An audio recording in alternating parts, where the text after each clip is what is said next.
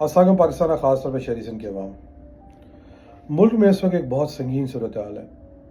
सैलाब आए हुए, हज़ारों लोग बेघर हो जाएंगे या हो गए, और पता नहीं ना जाने कितने लोग अपनी जानों से जा चुके हैं।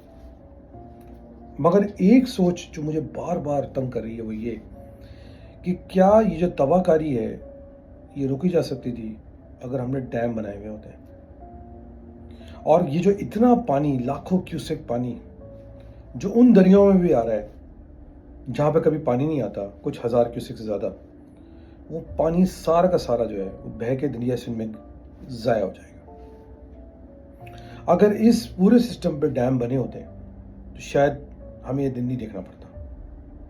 मगर हर दौर में पीपल्स पार्टी जैसी जमातों ने डैम्स की मुखालफत की है, और सिंधी कौम परस्तों ने ख़ास तौर पे, जैसे कि अभी कनाल्स के प्रोजेक्ट पे उन्होंने मुखालफत की है।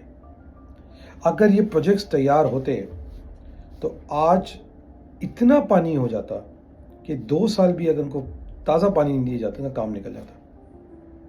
मगर इतना सोच क्यों रखेंगे कोई? ये सोच तो वही रखेंगे कि जिनको पाकिस्तान से मोहब्बत होगी, जिनको अपनी जेब से मोहब्बत होगी, वो ऐसे क्यों सोचेंगे। बहरहाल मेरे जहन में ये सोच आई, मैंने कहा सोच में आपसे शेयर कर दूँ।